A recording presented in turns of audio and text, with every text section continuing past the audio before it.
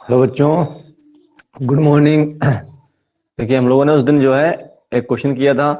आज उसके आगे एक दो क्वेश्चन और देखेंगे, फिर उसके आगे नया टॉपिक देखेंगे।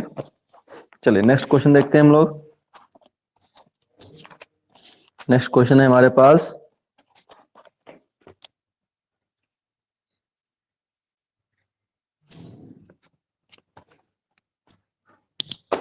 नेक्स्ट क्वेश्चन है बेटा हमारे लोगों के पास में प्रश्न है बेटा।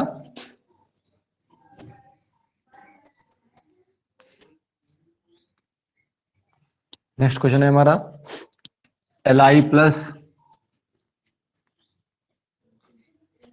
plus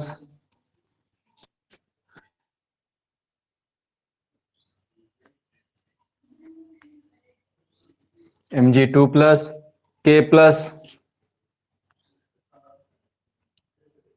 Al3 plus को बढ़ते हुए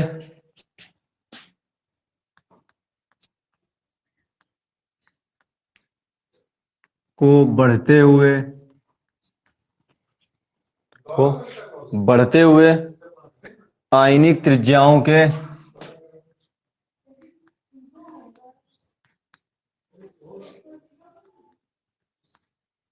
आयनिक त्रिज्याओं के बढ़ते हुए आयनिक त्रिज्याओं के क्रम में लिखिए। क्रम में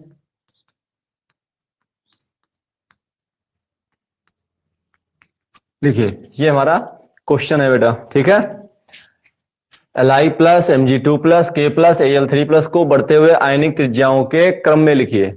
अब आपको आयनिक त्रिज्या, ठीक है ना, मैंने लिखवा रखा बेटा, बता दिया है कि आयनिक त्रिज्या होती क्या है। तो अब चर्चा करते हैं थोड़ी बहुत हमारी। अब देखिए, lithium 1s2 2s1, lithium plus का इलेक्ट्रॉनिक विन्यास 1s2 और ये तो 2s0 रहेगा, यानी कि ये हटा देंगे हम, तो 1s2। तो अगर मैं इसकी बात करूं, इस वाले की नहीं, लिथियम प्लस की, नाभिक होगा और एक कोष होगा। अब यहां देख सकते हो एक ही कोष है। ऐसे ही Mg, Mg का बेटा 12 1s2 2s2 2p6 3s2, ये Mg 12 का। अब Mg2 प्लस का करिए, इलेक्ट्रॉन कहां जाते हैं, बाय कोष से, 1s2 2s2 2p6 और दो इलेक्ट्रॉन यहां से चले गए, 0 हो गया। अब देखिए, पहला कोष दूसरा कोष,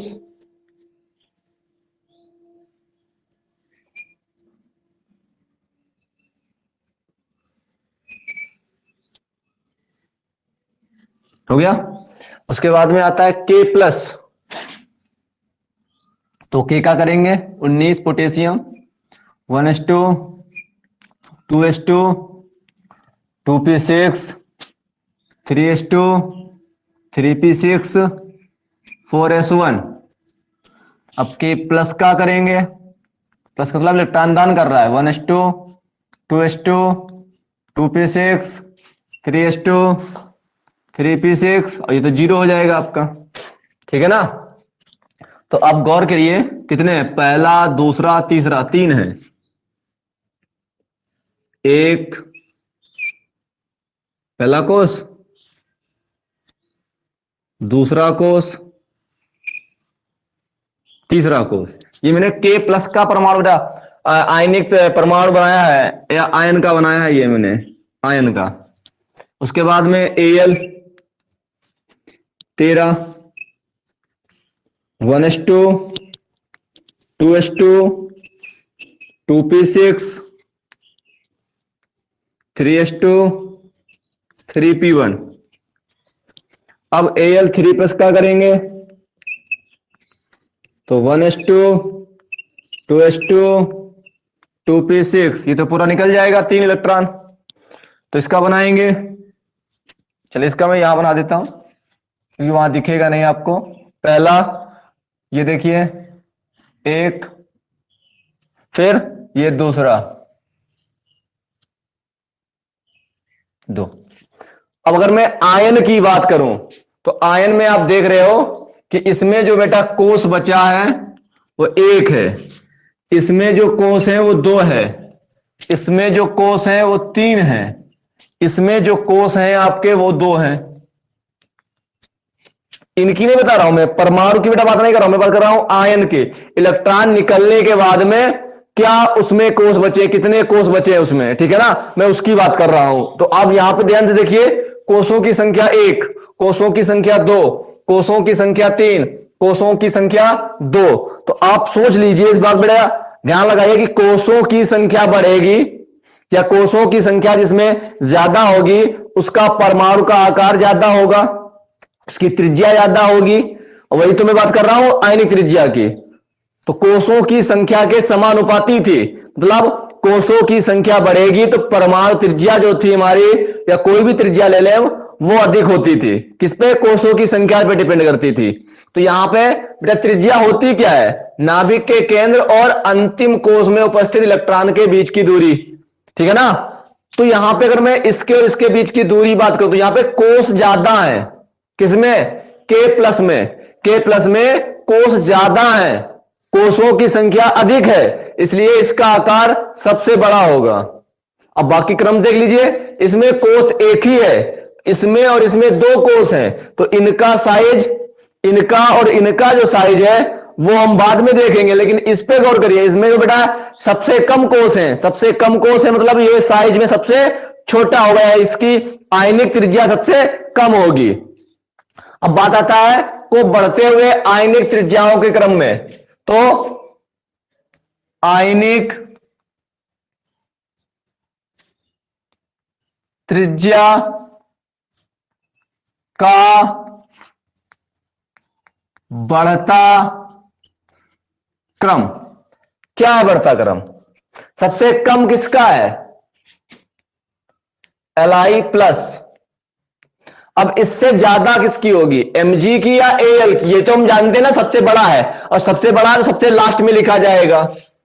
तो ये लीजिए मैंने सबसे लास्ट में लिख दिया K प्लस, सबसे कम सबसे ज्यादा, और बचे हैं बेटा 2 बीच में, एक Mg और एक Al।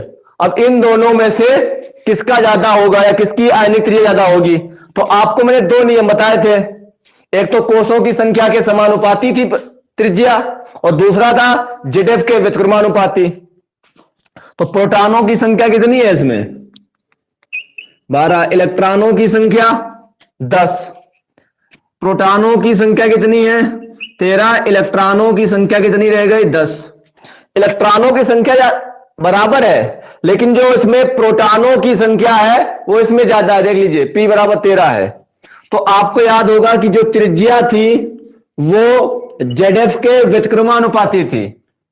ZF होता क्या है? प्रभावी नाभिकीय आवेश। प्रभावी नाभिकीय आवेश जितना ज्यादा होगा उसकी त्रिज्या उतनी कम होगी।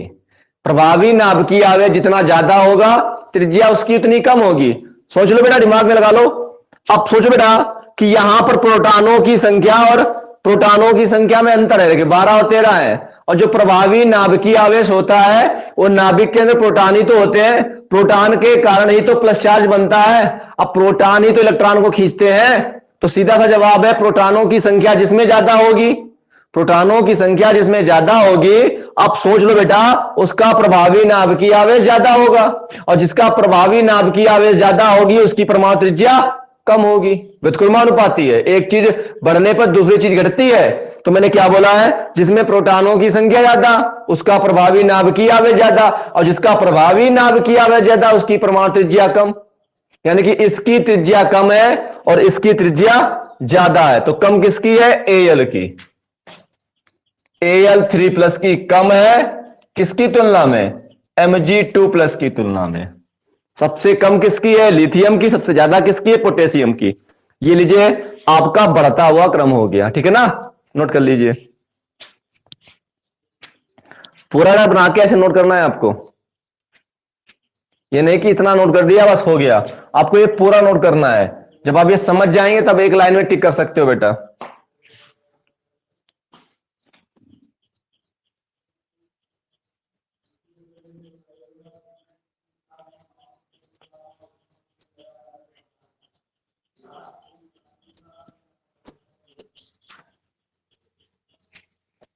हो गया?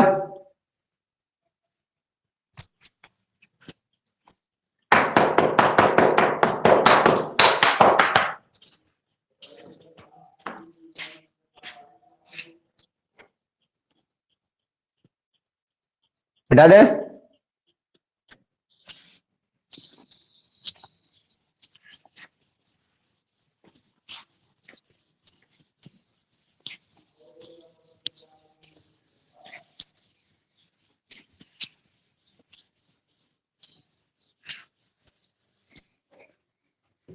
ध्यान से देखिए,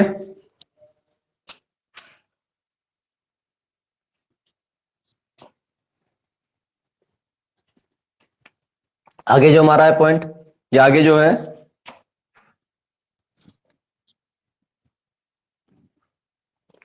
अगला प्रश्न है बेटा,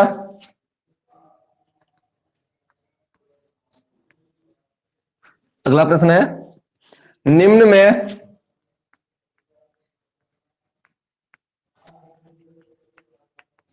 निम्न में सबसे छोटा आयन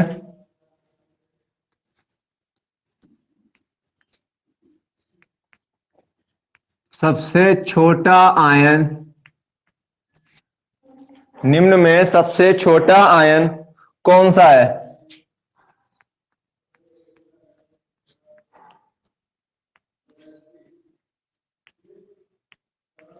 ठीक है ना?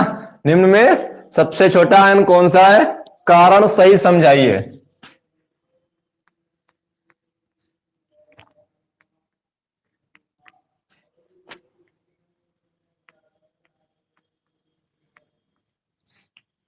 कारण सहित समझाइए। ठीक है, ध्यान से देखिए, निम्न में सबसे छोटा आयन कौन सा है? कारण सहित समझाइए। फोकस करिए बेटा, मैं क्वेश्चन है इसमें कुछ लिख देता हूं, कुछ लिखे हुए हैं। Na+ Mg2+ Al3+। चलिए करते हैं।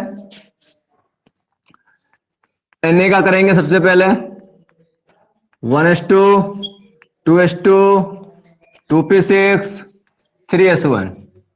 Na+ का करेंगे हम लोग 1s2 2s2 2p6, और ये तो 0 हो जाएगा। ठीक है, तो आप देखते हो 1 और 2,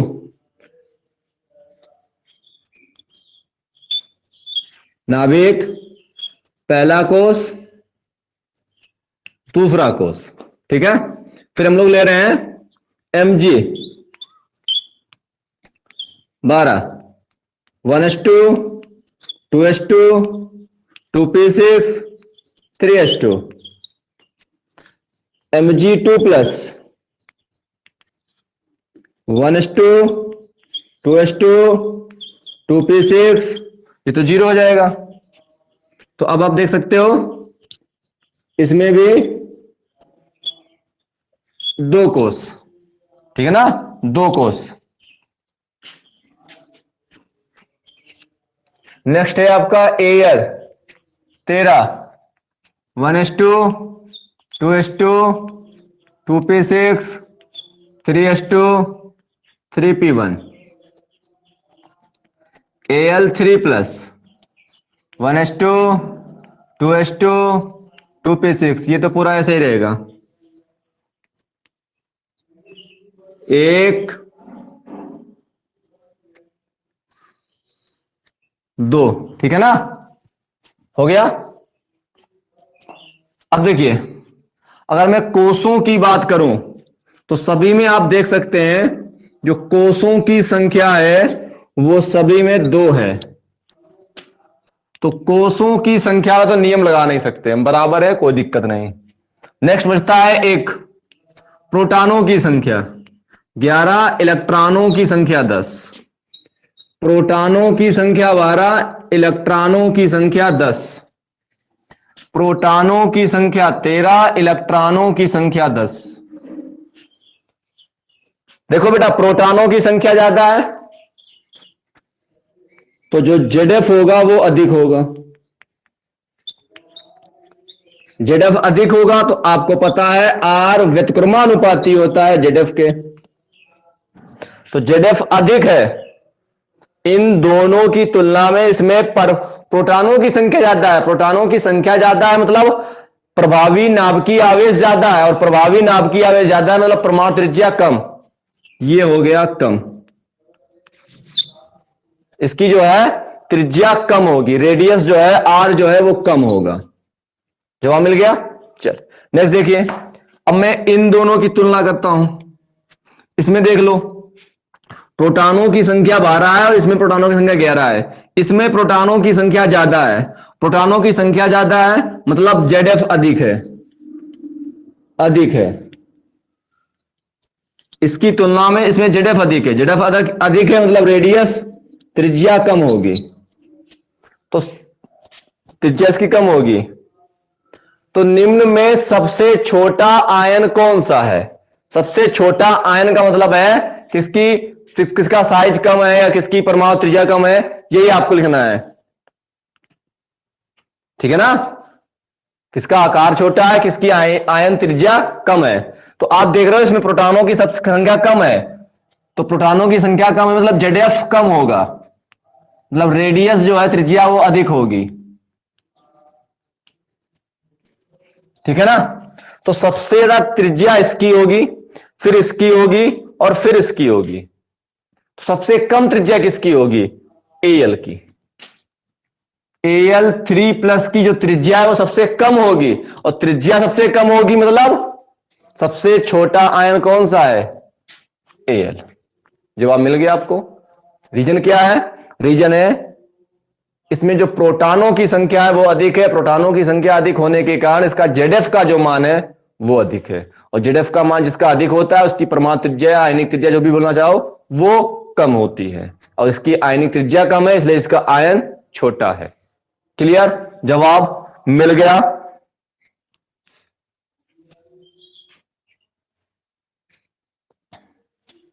करें? चल इसका मैं आंसर लिख देता हूं।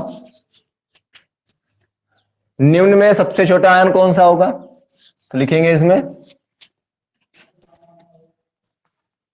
Na+ Mg2+ तथा Al3+ में सबसे छोटा आयन Al3+ है, क्योंकि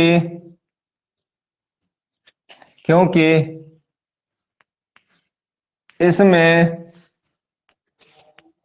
प्रोटॉनों की संख्या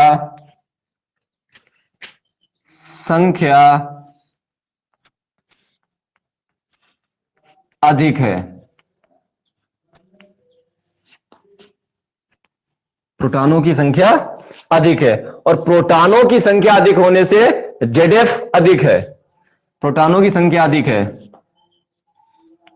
प्रोटॉनों की संख्या अधिक होने के कारण, प्रोटॉनों की संख्या अधिक होने के कारण इसका प्रभावी नाभिकीय आवेश अधिक है। ठीक है, तो सबसे छोटा आयन किसका होगा? Al3+। Al3+ से किसका बड़ा किसका होगा? Mg2+। सबसे बड़ा किसका होगा? Na+। ठीक है ना, ये सबसे बड़ा होगा, इसका आयन सबसे बड़ा होगा। नोट कर लीजिए।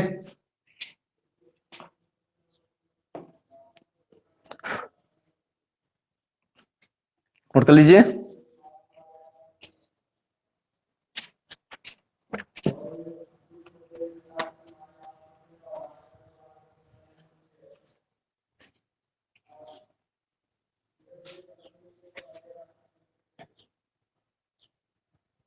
हो गया?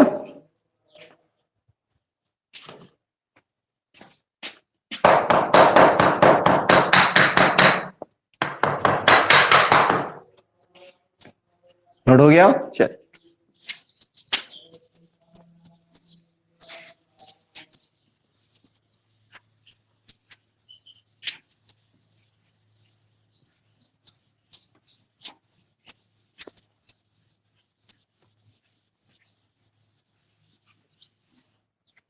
अब आप समझिए परमाणु आकार।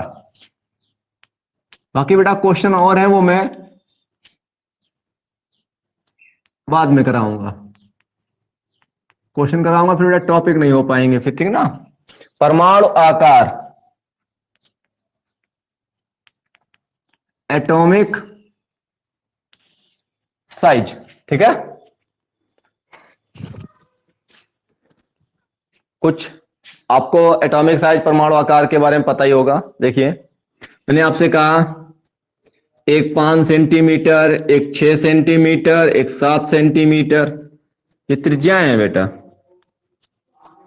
और मैंने ऐसे ही चाक से बना दिया,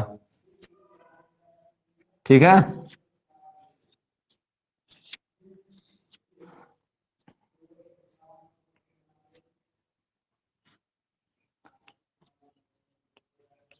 ठीक है, ऐसे ही मैंने वृत्त बना दिए। और मैं आपको बता दूं कि ये 5 सेंटीमीटर त्रिज्या का वृत्त है, ये 6 सेंटीमीटर का, ये 7 सेंटीमीटर। तो अगर मैं आपसे पूछूं कि इसमें से कौन बड़ा है, अगर मैं आपको त्रिज्याएं ना बताऊं, मैं पूछूं कौन सा बड़ा है, तो आप देखकर ही तो बताओगे। तो इसमें अगर तीनों बराबर है और मैंने बनाया है इसे हाथ से, तो वो तीनों बराबर लगेंगे, तो आप बड़ा छोटा बता ही नहीं पाओगे। बड़ा और छोटा बताने के लिए मैं क्या चाहिए भाई? आकार किसका बड़ा है बताने के लिए क्या चाहिए? त्रिज्या चाहिए ना, रेडियस। अगर त्रिज्या पता होगी तो बता देंगे कि इसमें से कौन बड़ा है। भाई किसकी त्रिज्या बड़ी है? इसकी, यानी कि ये बड़ा है। अब मैं छोटा भी बना रहा हूं तो इमेजिन है, कल्पना करना, हाथ से बना रहा हूं तो कल्पना है, तो किसके आधार बताते हैं? त्रिज्या के आधार पे। त्रिज्या के आधार क्या बताते हैं? आकार। तो आकार जो है त्रिज्या पे डिपेंड है। त्रिज्या जिसकी ज्यादा उसका आकार अधिक या उसका आकार बड़ा। तो जवाब मिल गया। तो आपने देखा था कि आर समानुपाती था। परमाणु त्रिज्या जो थी वो कोषों की संख्या के समानुपाती थी। तो मैं यहां पे कुछ पॉइंट लिखा रहा हूं, ध्यान सुनिए मेरी बात, ध्यान देखिए। परमाणु जो त्रिज्या है बेटा आपकी, वो समानुपाती है कोषों की संख्या।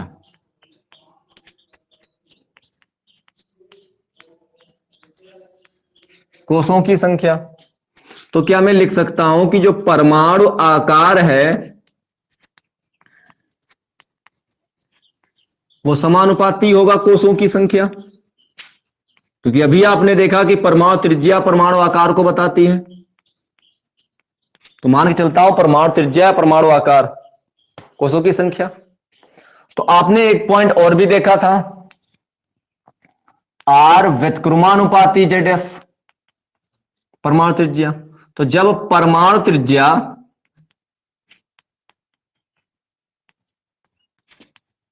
व्युत्क्रमानुपाती है प्रभावी नाभिकीय आवेश के, तो हम कह सकते हैं कि परमाणु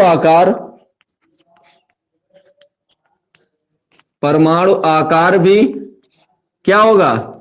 प्रभावी नाभिकीय आवेश व्युत्क्रमानुपाती होगा। आप चाहें जेडएफ लिख लीजिए, होगा कि नहीं होगा? यानी कि अगर कोषों की संख्या बढ़ेगी परमाणु आकार बढ़ेगा, या परमाणु त्रिज्या बढ़ेगी तो परमाणु आकार बढ़ेगा, जैसा भी बोलना चाहो। कोषों की संख्या बढ़ेगी परमाणु आकार बढ़ेगा, प्रभावी नाभिकीय आवेश का मान घटेगा परमाणु आकार बढ़ेगा। जवाब क्लियर है? क्लियर ना? इसको आप नोट कर लीजिए, इसको आप नोट कर लीजिए।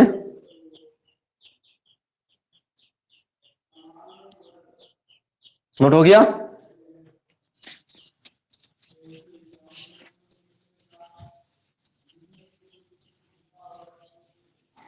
चलिए अब मैं बात करता हूं परमाणु आकार के लिए आवर्तिता।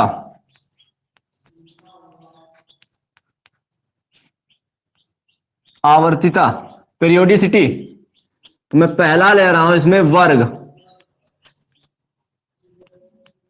ठीक है ना, वर्ग में।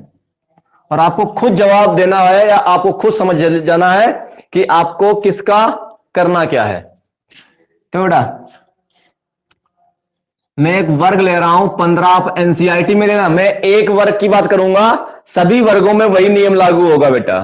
तो वर्ग में 15 ले रहा हूं, ठीक है ना, और आपके पास आवाज सारणी है उसमें आप देख सकते हो। तो वर्ग 15 ले रहा हूं, nitrogen, phosphorus, arsenic, antimony, bismuth, 7, 15, 33 और 51 और 83।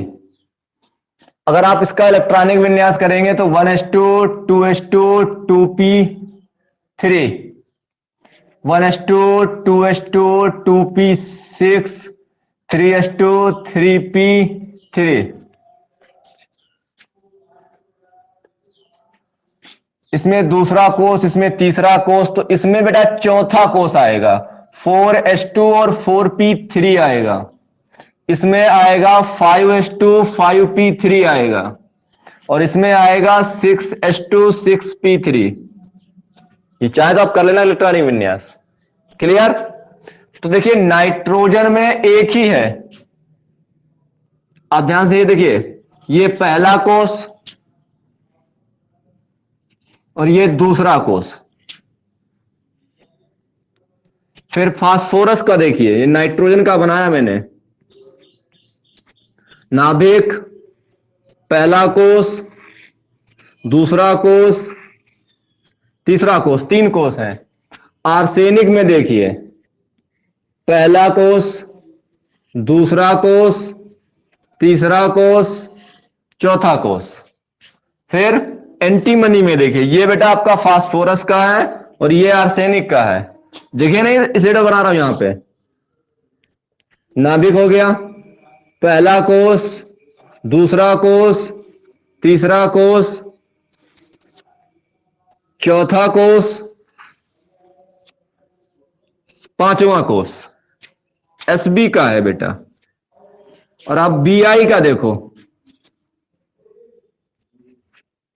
पहला कोष, दूसरा, तीसरा, चौथा, पांचवा और छठा, ये आ नहीं रहा, कर लेना। अब आप क्या देख रहे हो कि जब मैं वर्ग में, मैंने बताया ऊपर से नीचे जाते हैं, तो वर्ग में ऊपर से जब नीचे जाता हूं तो आप क्या देख रहे हो, n बराबर 2, n बराबर 3, n बराबर 4, n बराबर 5, n बराबर 6, देख रहे हो। आप जरा ऊपर से, वर्ग में ऊपर से नीचे जाने पर क्या हो रहा है, साइज बढ़ रहा है। आपने खुद जवाब दे दिया, अपने आप अपने आप आंसर निकाल लिया। आप खुद देख लो, वर्ग में ऊपर से नीचे, अब मैंने यानी कि वर्ग 15, अब किसी भी वर्ग में जाओ, ऊपर से नीचे जाने पर परमाणु आकार बढ़ता है। क्यों बढ़ता है, उसका रीजन क्या है, उसका रीजन है, क्या होते हैं ये, कोषों की संख्या, कोषों की संख्या बढ़ती है। वर्ग में ऊपर से नीचे जाने पर परमाणु आकार बढ़ता है, क्यों, क्योंकि कोषों की संख्या बढ़ती है। बस एक लाइन का आंसर बेटा। अगर आप पूछे क्यों बढ़ता है, परमाणु आकार क्यों बढ़ता है वर्ग में ऊपर से नीचे जाने पर, तो सीधा जवाब है कोषों की संख्या बढ़ती है। क्लियर? ओके ना, ये मिटा दे।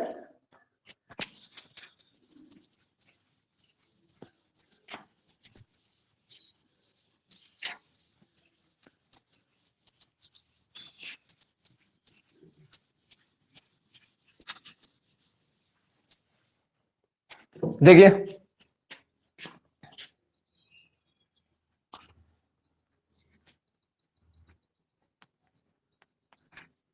आवर्त सारणी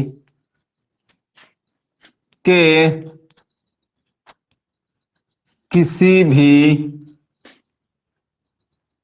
आवर्त में, सॉरी, किसी भी वर्ग में, वर्ग की बात कर रहा हूं, आवर्त सारणी के किसी भी वर्ग में ऊपर से नीचे जाने पर, आवर्त सारणी के किसी भी वर्ग में ऊपर से नीचे जाने पर परमाणु आकार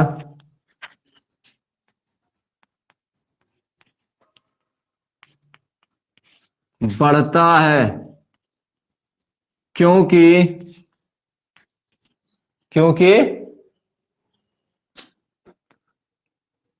परमाणु में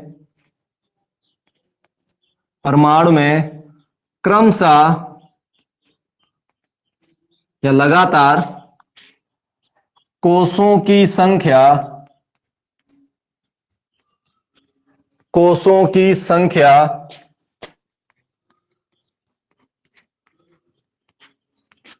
बढ़ती है, कोषों की संख्या बढ़ती है। सेकंड है आवर्त में। अब कोई भी आवर्त ले लो, चलिए हम दूसरा आवर्त ले लेते हैं। समझाने के लिए बेटा मैं समझाता हूं, मैं दूसरा आवर्त ले रहा हूं। अब दूसरा आवर्त में लेता हूं तो आपका आता है 3, 4, 5, 6, 7, 8, 9, 10। आप चेक कर लेना। Lithium, beryllium, boron, carbon, nitrogen, oxygen, fluorine, neon. ठीक है, इलेक्ट्रॉनिक विन्यास करोगे 1s2 2s1, 1s2 2s2, 1s2 2s2 2p1, 1s2 2s2 2p2, 1s2 2s2 2p3, 1s2 2s2 2p4, 1s2 2s2 2p5, 1s2 2s2 2p6। आप अगर check करोगे सभी में देख लो बेटा, सभी में आप देख लो कोषों की संख्या जो है 2 है, सभी में n बराबर 2 है कोषों की संख्या,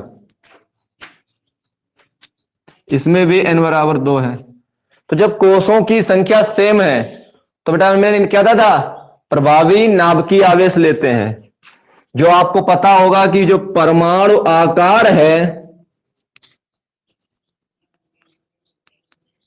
वो व्युत्क्रमानुपाती है ZF के। तो आप चेक कर सकते हो, प्रोटॉनों की संख्या 3, इलेक्ट्रॉनों की संख्या 3, प्रोटॉनों की संख्या 4, इलेक्ट्रॉनों की संख्या, प्रोटॉनों की संख्या 5, इलेक्ट्रॉनों की संख्या, यहां पे 6, यहां पे 7,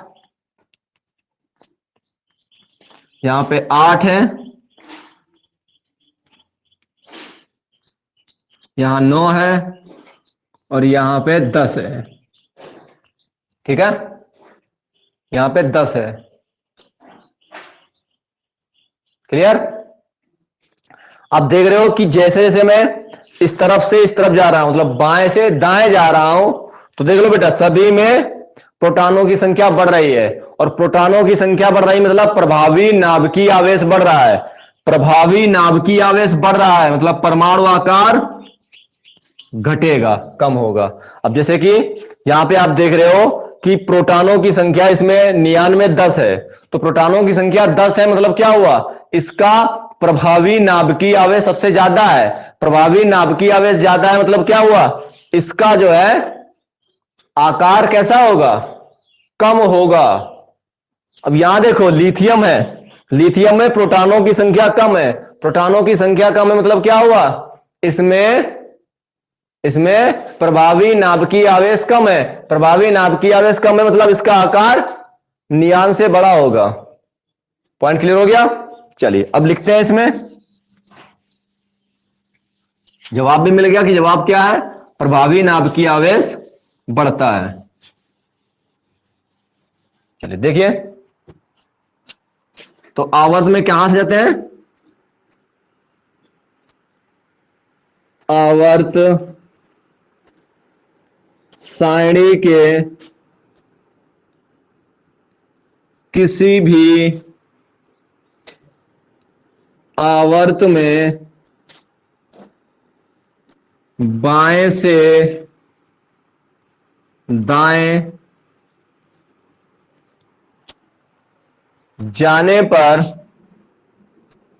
आवर्त सारणी के किसी भी आवर्त में बाएं से दाएं जाने पर परमाणु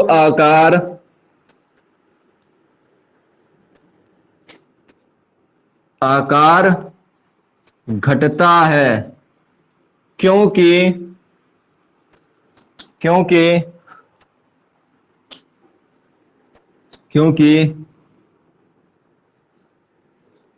बाएं से दाएं जाने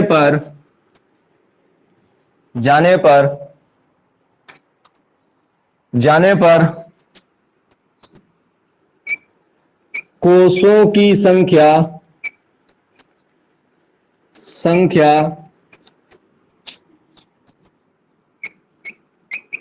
समान होती है, लेकिन प्रोटॉनों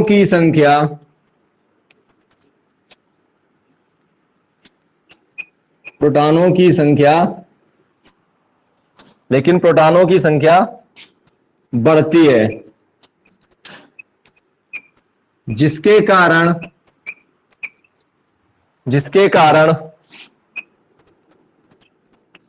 प्रभावी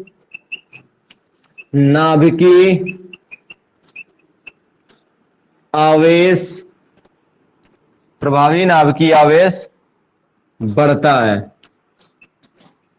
इसलिए आवर्त में बाएं से दाएं जाने पर परमाणु आकार घटता है। जवाब मिल गया ना? इसके आगे बेटा हम लोग नेक्स्ट वीडियो में करेंगे। धन्यवाद।